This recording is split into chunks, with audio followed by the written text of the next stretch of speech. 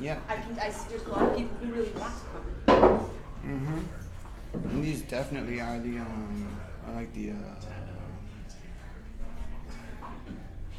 trial days, or the hard days. But still, just setting a track record, is a whole part of the master plan, as far as getting a grant and getting the actual church building. Yeah. Being able to say, I've been holding services for every other week for the past X months, Yeah. is going to be a huge piece of the puzzle. Yeah, it is. I think you can do it. I think you will get a permanent space at some point. It's just the building up. Yep. Yeah. So, I guess I'll formally begin the non-religious church session with a little update about what we've been doing in the non-religious church. I think since I've seen some of you, I attended a Council of Nonprofit conference and learned a lot about financing your nonprofits and writing grants and that sort of thing. I'm about ready to start sending out letters of intent to different grant writers or different people who write grants, so we can get ourselves a formal church building. That's quite exciting. Also, we did the Monarch Festival. I believe that was last weekend. I helped this artist who I work with helping little kids make these butterfly shields. It was like an art event for kids. That was a lot of fun.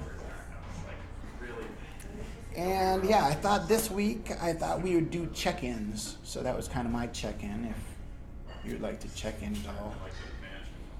Oh, I'm checking in. You don't have to. Not much. I saw my son this week, and that was a huge blessing. So we did some art together too. Nice. So it was pretty cool. Nice.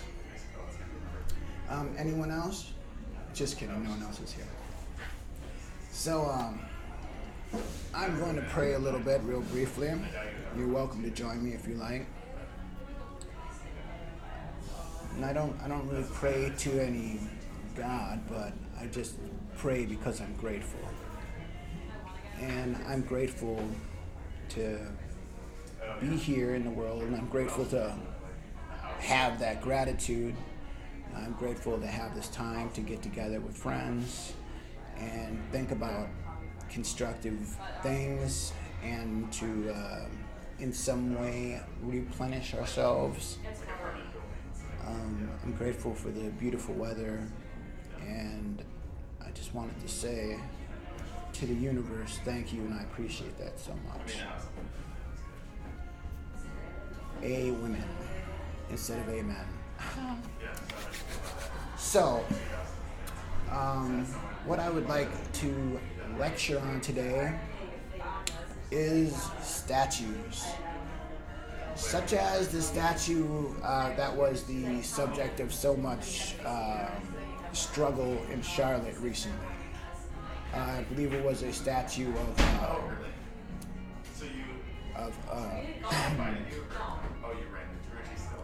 the General Lee, the Dukes of Hazzard car. There was a statue of a Confederate general. Yeah, I believe it was General Lee. And I hope it's not too loud here, but the thinking was that the statue should be removed because it symbolizes racism. And then you had a bunch of people rallying to keep the statue in the park because it symbolized their past and their heritage. And if you ask these people, they would say that's a lot more than just racism. And I agree with that. And furthermore, if we're gonna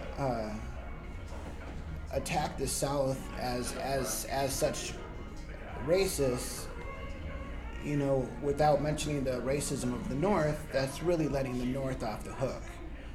I've been reading up about this a little bit, and one thing I came across, which was surprising, is that during the Civil War, the people who were actually in the Civil War, if you would have asked them, they wouldn't have listed slavery as one of the reasons for the conflict. Also, what surprised me was that when Abe Lincoln first freed slaves at all, he freed only the slaves of the rebelling states. The slaves in the northern states remained slaves until the formal Emancipation Proclamation. But before that, the slaves in the South had been freed, but not the slaves in the North.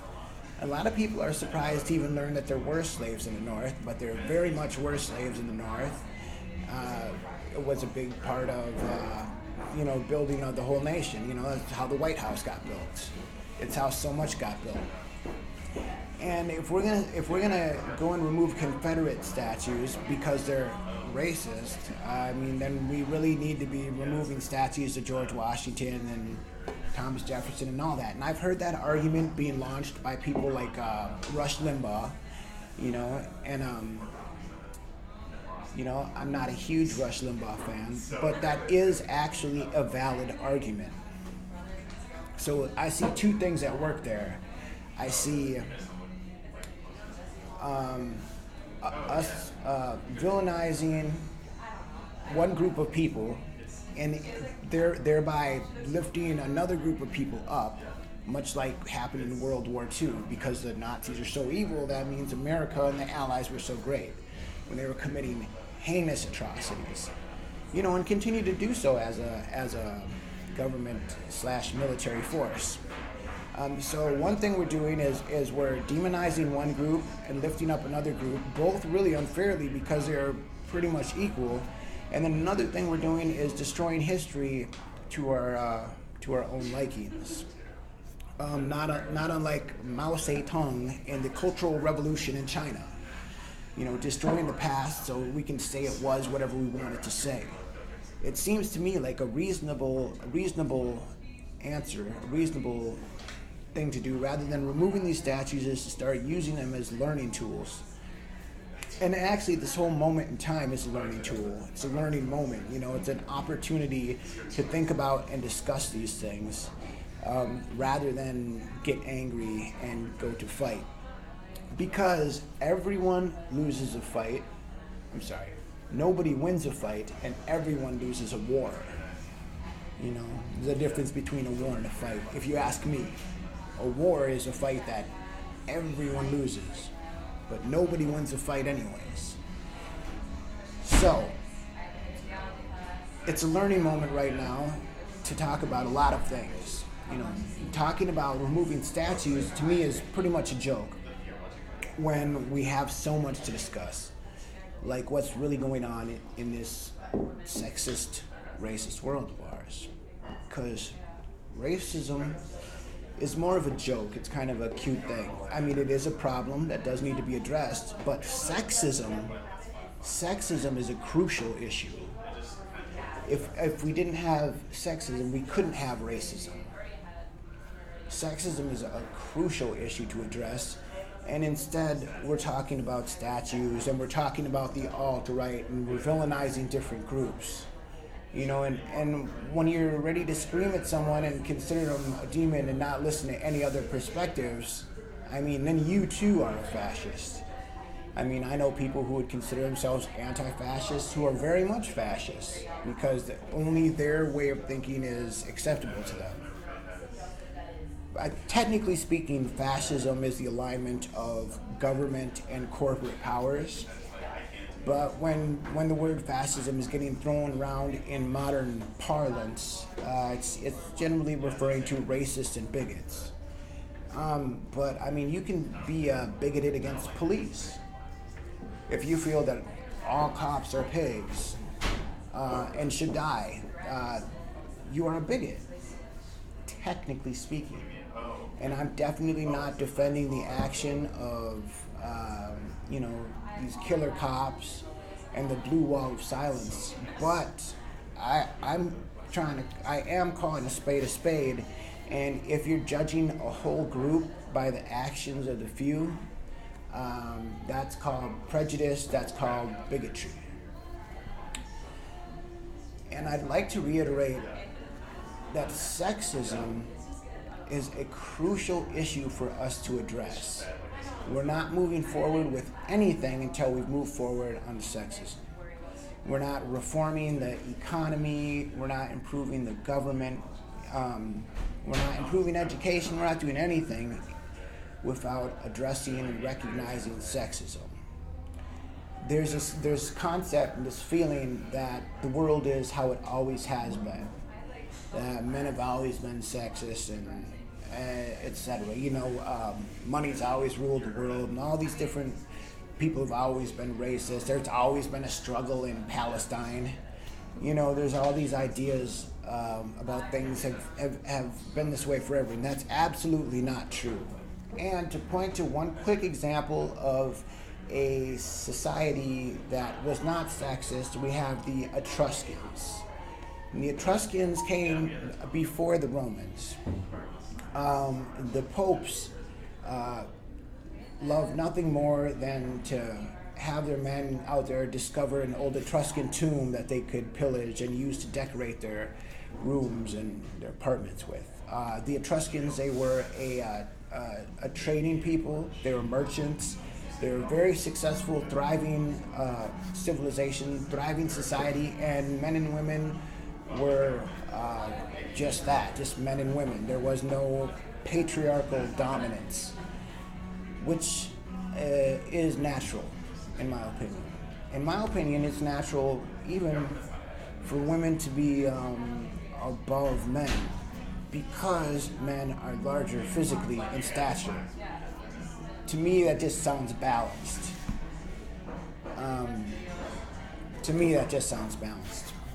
But I digress. Statues, racism, the Confederate flag, the Nazi flag, the swastika. I mean, free speech, especially in this day and age, is something that we really need to hold on to. I mean, the idea of freedom, what is that? But you understand what I mean when I say free speech, and that's something we need to hold on to. If we want to tell someone, oh, you can't fly that flag because that offends me, I mean, the American flag in lots of ways offends me, but I wouldn't for a second tell someone that they can't fly it. And it's the same with the Confederate flag, go ahead and fly that. I don't have an inferiority complex, and I don't have a need to go out and change what other people are doing because I'm changing myself, and there's so much to do there, so much for me to fix in myself and to discover myself. I don't need to go changing other people, and understanding how much room for growth I have helped me to assuage, is that the right word? It helped me to quiet down that need to change others, realizing how much development I had ahead of myself. And I'd really like to thank you all for coming down here today. It makes my heart so warm. So nice to see friendly faces. And it's really encouraging that, that somebody has been showing up consistently for these little kind of guerrilla church meetings. It's awesome. And, just to put this energy out there, the goal is to have a semi-permanent building headquarters by the end of the year. And maybe by the end of next year to actually have a permanent place. But by the end of the year, that's what we're gunning for. By the end of the year, is a church building where we can launch a bunch of different projects and just have a steady place people know they can come to and be doing weekly services.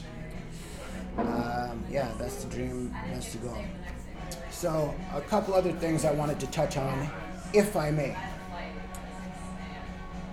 It requires courage to really have imagination.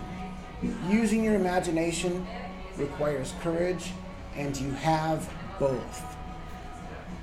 Using your imagination requires courage, and you have both. Using your imagination requires courage, and you have both. That's what's really going to make the difference in the world, is imagination and our personal courage. You know? We don't need a revolution.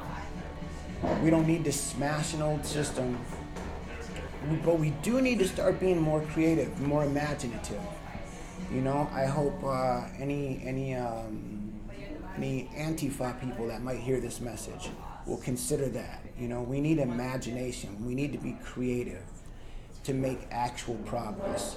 These old models and these old ideas, personally, have proven fruitless. You know, and we're ready to develop further. And that's what's happening. It's happening all around the world right now. Right this very second. People are trying new things, they're thinking new thoughts, and they're pushing forward. They're helping one another, you know, sticking up for one another, being brave for one another. And it's a great thing. And along those lines, another thing I wanted to touch on is we are really lucky to be here right now. You know, if you're hearing this, you're lucky. If you're not, you're lucky.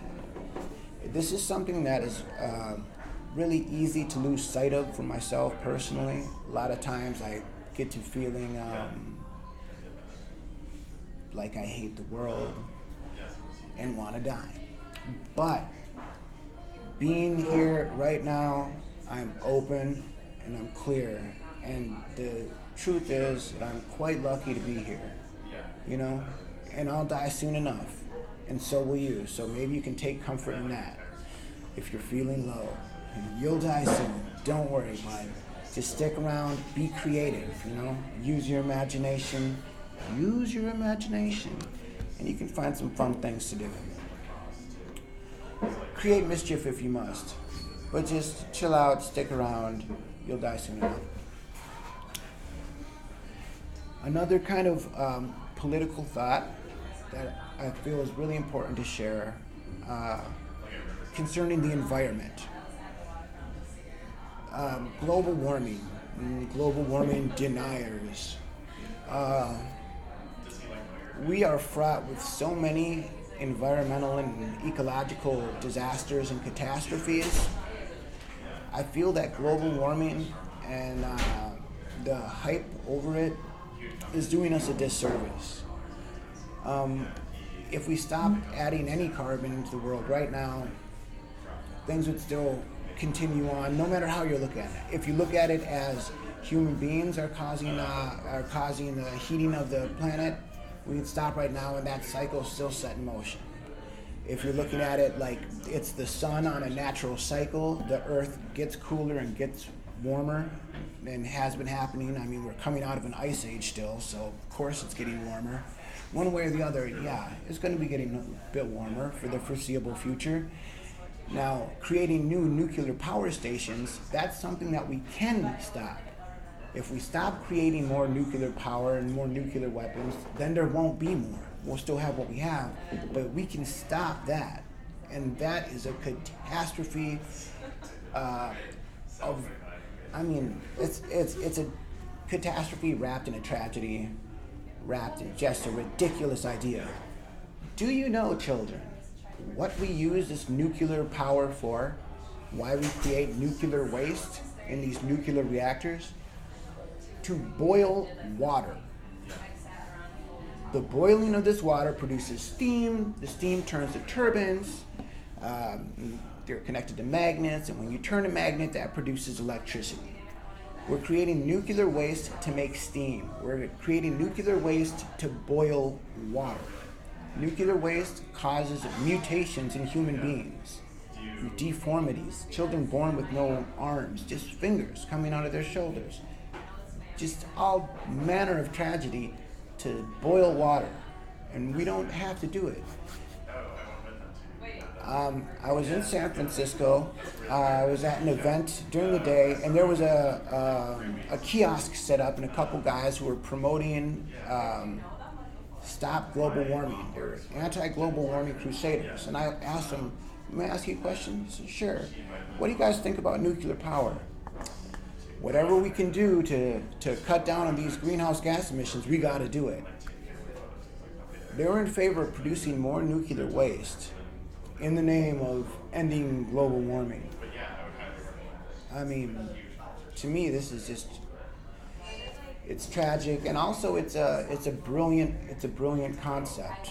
You know, it's a brilliant way to mask your schemes, and the people who are masking these schemes are the people who are profiting off the nuclear power. And these nuclear plants aren't set up so you and I can turn on our light bulbs. They're set up so these other factories have power for producing their other environmental poisons. And besides nuclear power, let's look at plastics. We're now in a place where every time we want to drink water, we're consuming more plastic because we're buying it in plastic bottles. I mean, every time we want to drink water, we're creating and using up more plastic. Absolutely ridiculous, and a huge environmental concern. Just an enormous environmental concern. Just the water bottles alone, but I mean, there's plastic and so many other factors in our lives.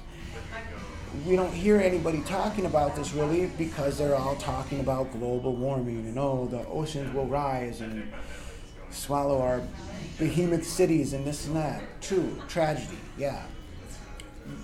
We still have a million other tragedies happening at the same time, and we're dismissing them because we're feeling content that we signed a global warming petition or something like this. So I would really encourage people to think about that and to try and consume less plastic at least. Get yourself a water filter because drinking water, tap water, is many manners are disgusting, and most bottled water is tap water. So just get yourself a water filter and maybe a mayonnaise jar that you washed really good, and drink your water from that. By the way, if you have a pickle jar that you want to use for drinking water from, and you don't want it to taste like pickles, you can get rid of that smell by rinsing it with milk. That's a little fun fact for you, just a little bit of milk, bam, it's gone.